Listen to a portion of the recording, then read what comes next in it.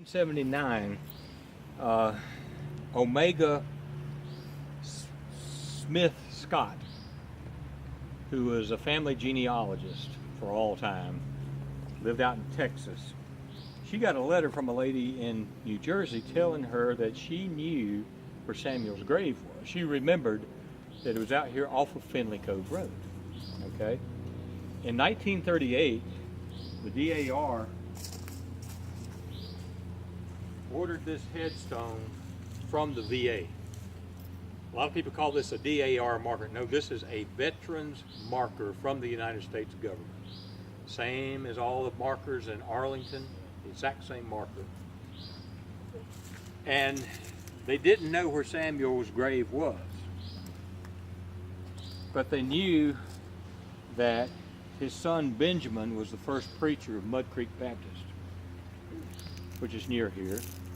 So they assume that he's probably buried near there somewhere. And I mean, this is near. Mm-hmm.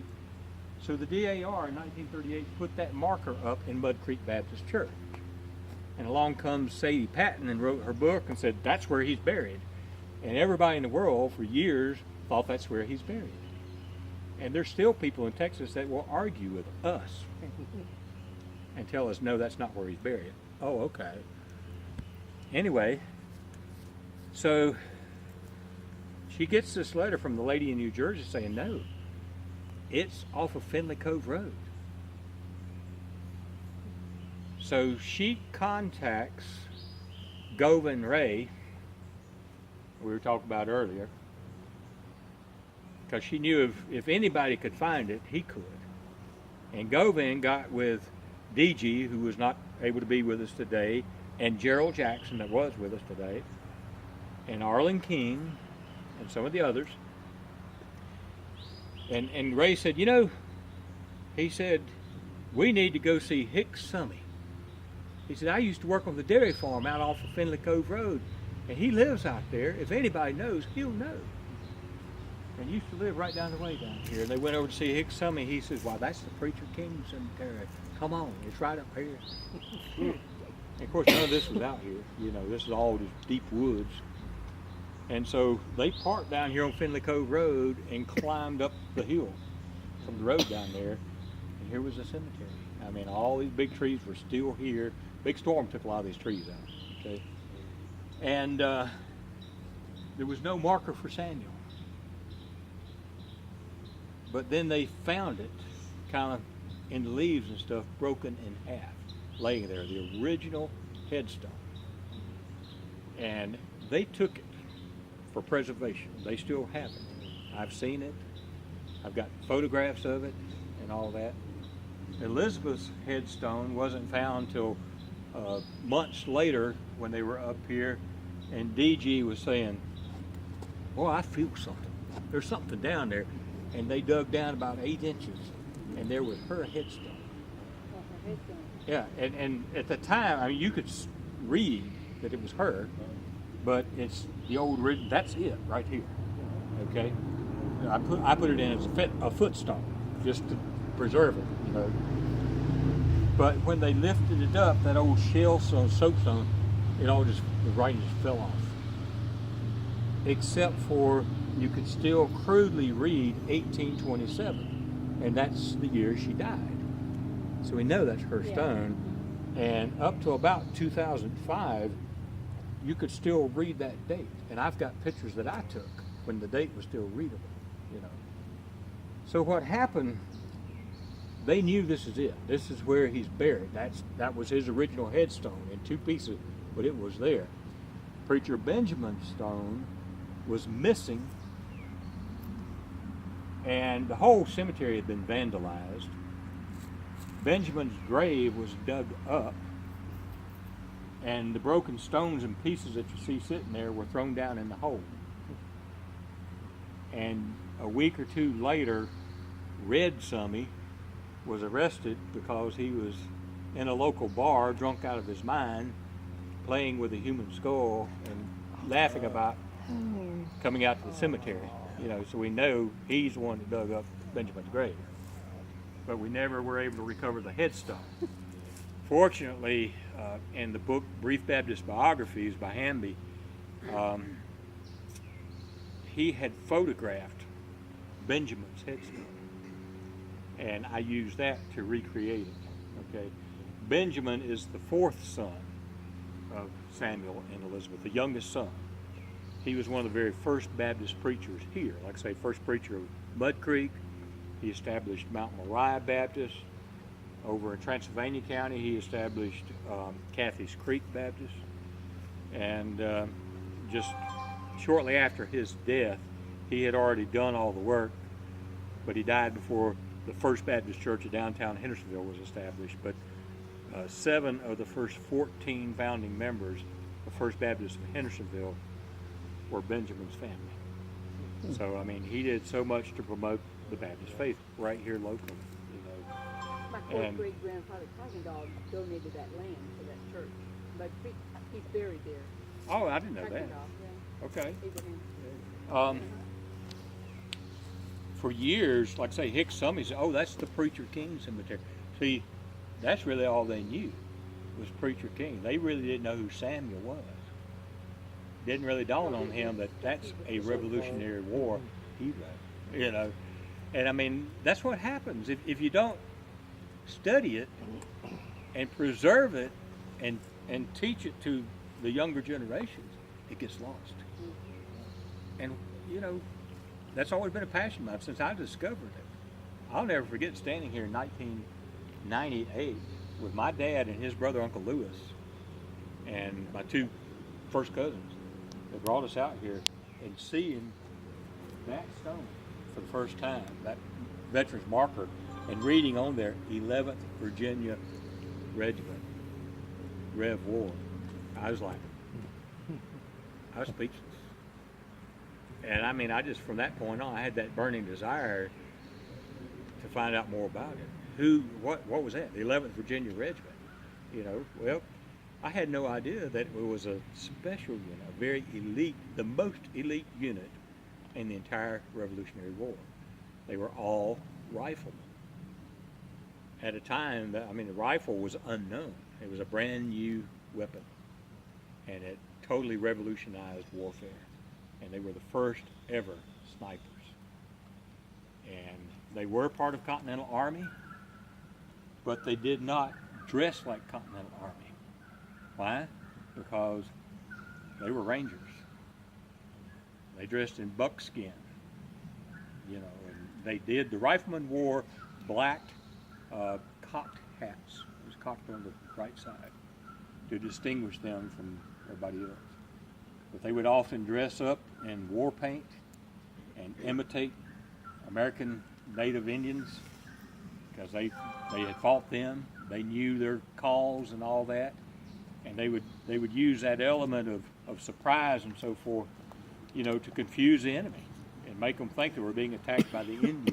You know, they were just amazing people. It was commanded by Colonel Daniel Morgan. So if you ever want to read about them, there's several biographies on Colonel Daniel Morgan. That's the closest you're going to be able to find out who this guy was, his commander. And I can tell you, he was a whole lot like it, because that's who they were. They were all, 95% of them were Scottish descent, Scotch-Irish immigrants, because they were just fighters. It's in their blood. You know, your brother's Special Forces, you know, I was Army, my dad was Army, World War II, 2 of his brothers, one at Pearl Harbor, my son 17 and a half years serving, gunner's mate, all that before we discovered this stuff. So, I mean, it's like the music thing. That's the genes. It's in the genes. Tom, what about that letter? Tell us about that letter. Well, it came to me from a cousin. My aunt had passed away over a year ago. My cousin was cleaning out the attic and found boxes of stuff. Yeah. Pictures and old letters and things. I assumed that they were basically leftover items that came from my grandmother Mary Jane, because this was her daughter.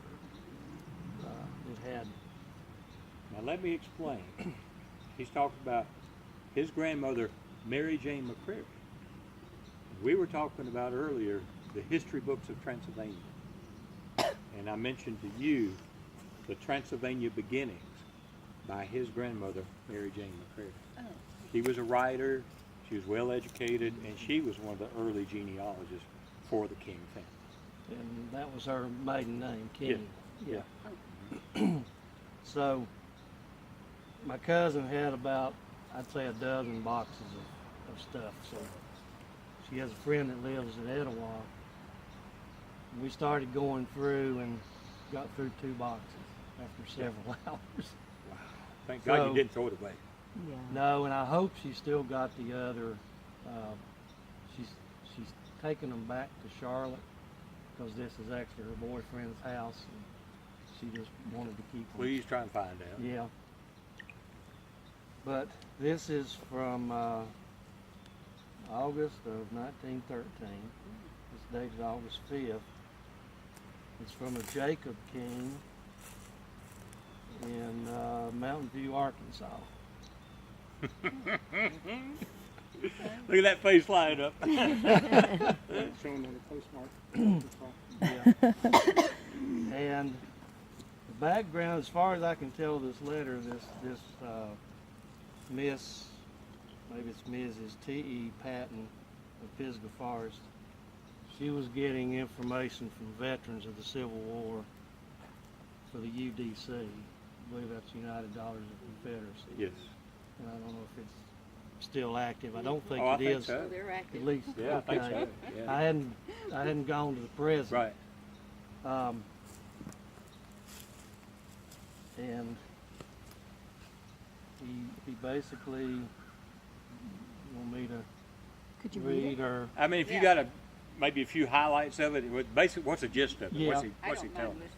listening. Yeah. well, Yeah, yeah, absolutely. because it's 3 pages, but Oh. he starts off Mountain View, Arkansas, August 5th, 1913. Miss T.E. Patton, Pisgah Forest, North Carolina. Dear Miss Patton, I now send you my little bit of history or statement. I'm really glad to send it to you, worthless as it is. Oh. If you need more, I know. Stabbed my heart. if you need more, no, if you need me or anything that I can do to help in your great work, just command me, and I will respond as best I can. I hope you will write me soon again and let me know how you are succeeding in the important work. With best wishes, I remain your sincere friend, Jacob King. And then he's got another page, sketch of Confederate veterans, blank field, name Jacob King, when and where born, March 2nd, 1836, near Brevard, North Carolina, to whom married Harriet E. Fisher, number of children 10, There's your Fisher connection. when and where enlisted, January 30th, I believe, January 30, 62, at Grahamsville, South Carolina. Rifleman, banned, then period, banned after the fall of 1864 to surrender. So he must have been a band I guess. member. Yeah. From Uh, 64 until the end of the till- war. What company and regiment? 25th North Carolina, W Infantry. I'm not sure if that's a W, but That's the most famous Yeah. unit from All this entire volunteer, region. right? Yeah, the Yeah. 25th, and they were in most of the really major battles in Virginia. yeah. Kill, if any, I don't know. Wounded, when and where, in the fall of 1864 in front of Petersburg, Virginia. Captured where, and it's blank. Number of battles, 20, that I can now call to mind. Discharged, surrendered, 9 of April 1865 by Lee. Remarks, good soldier with gun first, then banned, period, fall of 1864 to surrender. Anybody here see the movie Cold Mountain? Yes. No, I've wanted to go. I mean, That you was get a good, chance, yeah. watch Yeah. it because it depicts the Battle of the Crater. And the 25th was part of that. You know, I mean, the worst of the worst, 25th was Yeah. I've one been of there. most act. You've been to the Crater. Heartbreaking. Oh, what a story. Unbelievable story. I mean, the gist of it, the Northerners had planted basically a bomb, right, in a cave, and Southerners didn't know it. And they detonated, and it just blew this huge hole in the ground, this crater. And of course, just obliterated a lot of the Southerners, you know. The crater's still there.